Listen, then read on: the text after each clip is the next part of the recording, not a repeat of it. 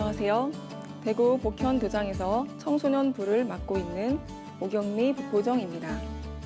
얼마 전에 고등 래퍼 방송을 보면서 청소년들의 무한한 가능성을 보았는데요. 특히 자유로운 힙합 리그를 통해 성장하는 모습을 보여준 명상 래퍼 김하온의 이야기가 인상적이었습니다.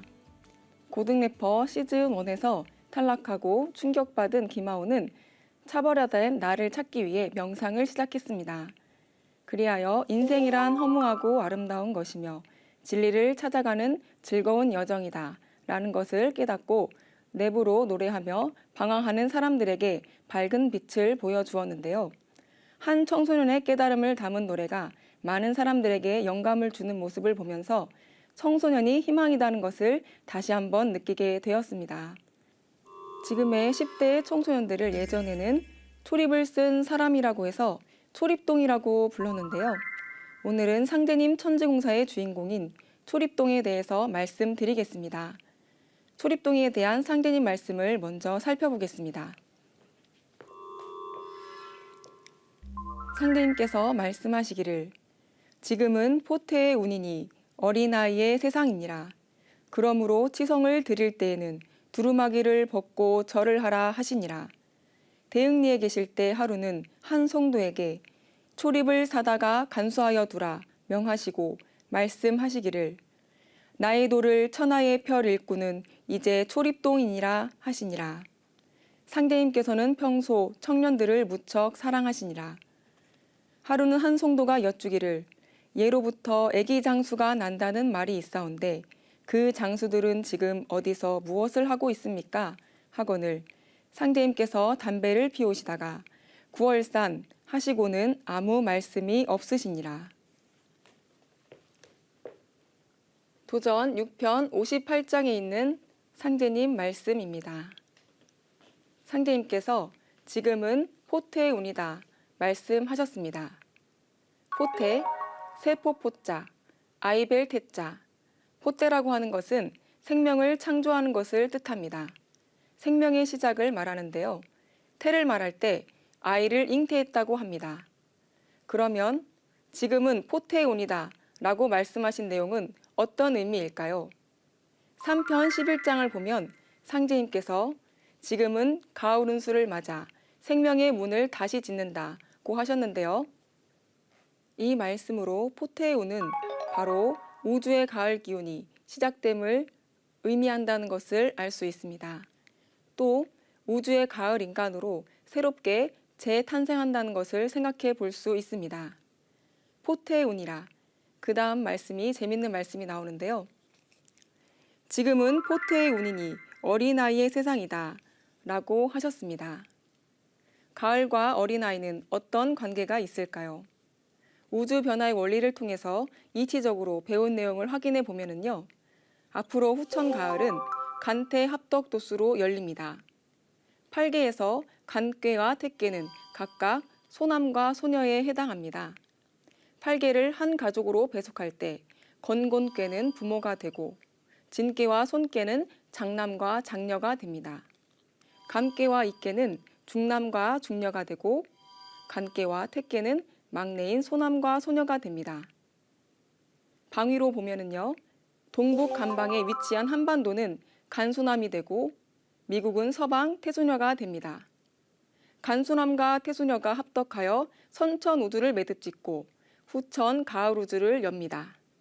이것은 우주가 변화하는 이치이자 대자연의 섭리인데요. 예를 들어서 간소남에 해당하는 한국의 방탄소년단이 태소녀인 미국에서 빌보드 메인 차트 1위를 차지하며 세계 최정상에 오르는 것도 후천 세계를 여는 젊은 사람, 초립동의 기운이 그대로 투영된 것을 볼 수가 있습니다. 어린아이의 세상이라 하신 상제님의 말씀은 우주의 가을이 간태합덕도수로 열리기 때문에 어린아이의 세상이며 그 가을 우주에는 어린아이처럼 맑은 동심과 천진난만한 순수함을 요구하고 있는 것입니다. 그럼 여기에서 어린이에 대한 개념을 누가 만들었는지 알아보겠습니다. 사진을 보시면 누구일까요? 네, 소파 방정환 선생님이십니다. 소파 선생님께서 어린이라는 말을 처음 썼어요. 그럼 어리다는 것은 무엇일까요? 여린 사람을 어리다 이렇게 얘기했고요. 깨우치지 못한 사람, 어리석은 사람이라는 해석도 있습니다. 그리고 순박한 사람을 어리다라고 이야기합니다. 그런데 과거에 우리는 어린이라는 표현을 쓰지 않았습니다. 옛날 우리 부모님들은 어린이를 부를 때 뭐라고 불렀을까요? 아들, 딸, 자식, 그리고 이 녀석, 저 녀석 이렇게 불렀는데요. 또 아동, 소년 이렇게 불렀습니다. 그런데 이 아동과 소년은 일제시대 때 일본에서 들어온 말입니다. 우리가 쓴 말이 아니게 된 거죠. 그렇다면 우리가 예로부터 썼던 순수한 어린이라는 말은 무엇일까요? 환단고기 삼성기전 상편에 보면 자세히 나와 있습니다. 1회 강 동려 동남 800어 훅수 백산 지지하시니 어시의 환인이 여기 감군이니라. 어느 날 동려 동남 800명을 훅수와 백산의 땅에 내려보내시니 이에 환인께서 만백성의 우두머리가 되셨다는 내용이 나오는데요. 여기에서 동려 동남이라는 표현을 주목해 볼까요? 아이동자를 써서 동려 동남이라고 불렀습니다. 인류의 첫 번째 나라 환국을 동려 동남 800명이 힘을 합해서 건국하였다는 내용이 참 놀랍습니다. 이처럼 미혼의 젊은 남녀를 동려 동남이라고 표현한 것을 문헌에서 확인해 보았습니다. 다시 상제님 말씀으로 돌아와서요. 도전을 살펴보면 상제님께서 어린아이를 지극한 정성으로 아끼시는 장면이 많이 나옵니다. 도전 9편 7장에 보면 상제님께서 옷소매에 장난감과 먹을 것을 집어넣고 다니시다가 동네에 어린아이들을 만나면 꺼내주시는 내용이 나옵니다. 그리고 심지어는 마술도 보여주시는데요. 옷소매에서 갑자기 비둘기가 나오면 지켜보던 아이가 오, 이거 진짜인가 하면서 만져보니까 비둘기가 후두둑 하고 날아가는 거예요. 상제님의 어린아이에 대한 사랑을 살펴볼 수가 있습니다. 또 상제님께서는 어린아이를 괄시를 하지 않으셨고 욕을 해도 덕을 붙여주셨는데요. 도전 9편 8장에 보면 알쌍할 놈, 대끼 이놈, 급제할 놈이라고 하셨다는 내용이 나옵니다. 알쌍할 놈은 알성하다, 성인을 배알할 만큼 학덕이 높은 사람이 되라는 뜻입니다. 대끼는 큰 그릇, 대기를 뜻하고요. 급제할 놈은 다 아시죠? 장언급제하라는 덕담입니다. 상제님께서는 이렇게 아이들에게 항상 덕을 붙여서 말씀해 주셨습니다. 인간으로 오신 하나님, 상제님께서 어린아이를 대하는 마음은 어린이를 참으로 사랑하셨다는 것을 느낄 수가 있습니다. 도전 4편 3장에는 시속에 어린아이를 깨복장이라 희롱하나니 이는 개벽장이 날 것을 이름이라는 상제님 말씀이 있습니다. 깨복쟁이라는 말은 전라도에서 쓰는 방언인데요. 어린아이가 옷 벗고 막 뛰어다니는 것을 보면 깨복쟁이라고 합니다. 그러한 철모르는 어린아이가 개벽을 집행하는 주인공이 된다는 뜻으로 생각해 볼 수 있습니다. 그런데 어린이 이야기를 시작하면서 왜 소파 방정환 선생님을 서두로 이야기했을까요? 방정환 선생님이 어떤 분인지 알기 위해서는 동학을 알아야 합니다. 동학을 창도한 분이 누구이십니까? 최수훈 대신사이십니다. 최수훈 대신사의 뒤를 이어서 2대 교주가 해월 최시영 선생님이 되십니다. 그 다음 3대 교주가 손병희 선생님이시고요.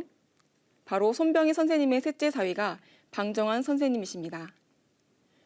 손병희 선생님은 어린아이를 때리는 것이 하늘을 때리는 것이다 라고 하셨고요. 방정환 선생님께서는 어린이는 어른보다 더 나은 사람입니다. 어린이를 가볍게 보지 마십시오 라고 이야기했습니다. 그러나 도전 5편 233장을 보시면 상제님께서는 천은 천이요 이는 인이니 인내천이 아니니라. 아이를 때리는 것은 아이를 때리는 것이요 감히 하늘을 때린다고 할 수 없느니라 라고 정리해 주셨습니다. 어린이라는 단어는 소파 방정환 선생님으로부터 나왔지만 그 방정환 선생님의 사상적 기반은 과연 무엇일까요? 바로 동학입니다. 동학의 시천주와 개벽사상, 그리고 상제님 진리의 틀에서 나온 것입니다. 그 내용을 생각해보고자 하는 의미에서 이야기를 전해드렸습니다. 다시 주제성구 도전 6편 58장 말씀을 보겠습니다. 대흥리에 계실 때 하루는 한 성도에게 초립을 사다가 간수하여 두라. 초립을 사다가 간수하여 두라고 상제님께서 명을 내리셨습니다. 이 초립을 쓴 사람을 초립동이라고 합니다. 다시 이야기해서 초립을 쓴 어린아이를 초립동이라고 말합니다. 이제 초립을 설명해 드릴게요. 네, 인생의 여정 속에는 누구나 관혼상제라고 하는 마디를 통해서 성숙해 갑니다. 인간으로 태어나서 성장해 가면서 성인이 되고 결혼을 하면서 아이를 낳고 아이를 기르면서 죽음을 맞이하고 신이 되어 제사를 받는 이러한 인간 삶의 순리를 관혼상제라고 이야기합니다. 이 관혼상제, 구체적으로 뭐냐 하면 관례, 혼례, 상례, 제례가 있다는 것이지요.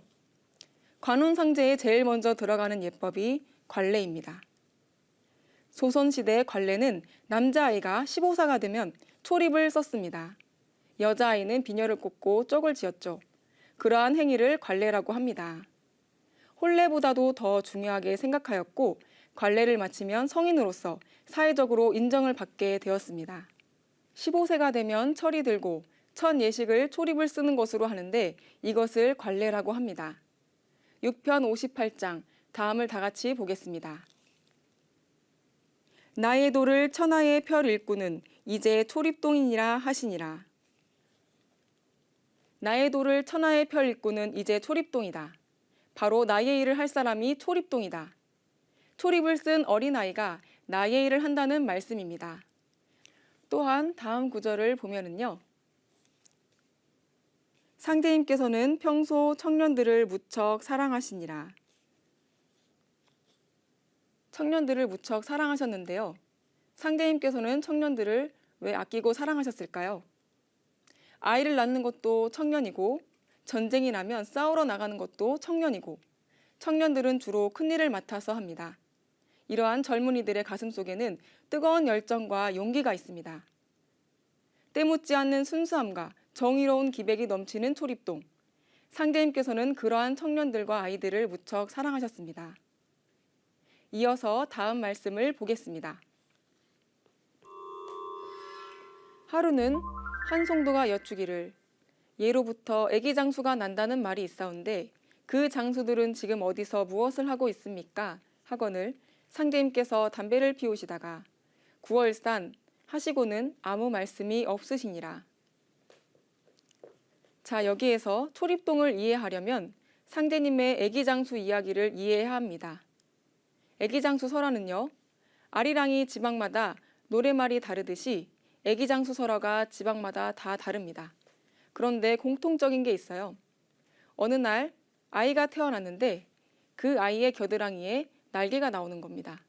그런데 그 아이를 보니까 날아서 천장에도 매달리고 비범한 아이였어요. 보통 녀석이 아닌 겁니다. 그런데 그 부모님들이 어떻게 했을까요? 아, 저 녀석이 앞으로 큰일을 낼 녀석인데 자칫 잘못해서 키웠다간 반역죄로 우리 집안이 가문이 멸하겠구나. 아기 장수 우투리를 숨겨놓고 이제 키우게 됩니다.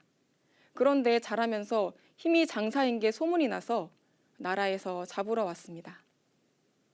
그래서 우투리가 어머니에게 콩으로 갑옷을 만들어 달라고 합니다. 어머니가 그 콩으로 갑옷을 만들다가 하나를 먹었어요. 그런데 그 콩 하나가 빈 곳이 바로 겨드랑이 쪽 갑옷이 메꿔지지 않는 겁니다. 그 아기 장수가 싸움을 해서 이제 이기고 있었는데 콩 하나 공간 비어있는 그곳에 화살을 맞고 죽습니다. 아주 비운으로 끝나고 마는데요. 이게 참 뭔가가 이상한 겁니다. 애기 장수가 정말 어이없는 죽음을 맞이하게 됩니다. 그 다음 상제님 말씀을 보면서 더 생각을 해볼게요. 애기 장수가 어디 있냐는 성도님들의 질문에 상제님께서는 왜 9월산이라고 하셨을까요? 9월산은 9구자, 달월자, 이 9월산이 있는 곳은 북한 황해도입니다. 9월산으로 부르게 됐는지 두 가지 이야기가 있는데요. 첫 번째는 옛날 서산대사가 임진왜란전에 이제 그 산에 산성을 쌓았는데 밤이 되어서 너무 어두워지니까 도법으로 9개의 달을 띄워놓고 성을 쌓았다고 합니다. 그래서 9개의 달이 있다고 해서 9월산이라는 말이 있고요. 두 번째는 음력 9월에 가장 아름다운 산으로 보인다는 말을 해서 9월산이라고 붙여졌습니다. 그러면 9월산에는 어떤 의미가 있을까요? 환인, 환웅, 단군의 국조를 모시고 있는 성지가 9월산의 삼성사입니다. 의적 임꺽정이 활동한 곳이 9월산이고 장길산이 활동한 곳이 역시 9월산입니다. 장길산은 신분 제도와 지배층 억압에 항거를 합니다. 정여립과 홍경래가 활동했던 곳도 9월산입니다. 홍경래는 구한말에 왕조의 폐단에 항거하기 위해 난을 일으킨 사람이죠. 임꺽전, 장길산, 정여립, 홍경래, 마지막으로 조선시대 일본에 항거하기 위해 조선의 의병과 일제시대 독립군이 마지막으로 끝까지 싸운 곳이 바로 9월산입니다. 장길산, 정여립, 홍경래 의병, 독립군, 이들의 공통점은 지금은 세상이 이토록 불이하지만 진취적이고 정의를 실현하면서 더 좋은 세상을 꿈꾸며 그것을 만들기 위해 집결했던 곳이 바로 9월산입니다. 현실의 어려움을 극복하고 새로운 세상을 꿈꾸는 선각자의 희망과 꿈이 서려 있는 곳이 바로 9월산입니다. 그러한 9월산의 기운을 걸머지고 오는 존재가 아기장수, 즉 초립동입니다. 아기장수의 결말은 정말 비운일까요? 아닙니다. 아기장수 설화에서는 비운으로 끝났지만 가을 우주를 여는 주인공이 되는 초립동들은 미운오리 새끼의 전래동화처럼 궁극으로는 하얀 날개를 펴고 하늘을 비상하는 그러한 모습임을 상제님 성구 말씀을 통해서 확인할 수 있습니다. 그러한 혁신적인 일을 하는 아기장수, 초립동은 상제님과 한마음이 되어 행복하고 아름다운 세상을 이끌어가는 주역이라는 것을 알 수 있습니다. 지금까지 초립동에 대해서 도전 6편 58장 말씀을 중심으로 알아보았습니다. 상제님의 초립동은 단순히 나이가 어린 사람이 아니라 영혼이 순수한 사람을 의미하는 것이겠지요. 역사적으로 한 시대에는 그 시대에 요구하는 시대의 정신이 있습니다. 100년 전 일제강점기에는 어떠한 고문과 수탈에도 굴하지 않는 독립정신으로 마침내 영토를 회복하였습니다. 그렇다면 우리가 살고 있는 이 시대에는 어떠한 정신이 필요할까요? 우리 인류가 맞이하게 되는 앞세상은 모두가 꿈꿔왔던 지선 천국이자 극락 정토이며 후천 성경 세상입니다. 이 세상에 진입하기 위해서 거대한 개벽의 관문을 통과해야 되는데요. 후천 개벽 시대에는 성성이 깨어진 개벽 정신이 절실히 필요합니다. 후천 가을 개벽 시대를 준비하는 깨복장이가 되셔서 상생의 새 문화 주역 초립동으로 성공하시기를 간절히 바라며 이 시간을 마치겠습니다. 감사합니다.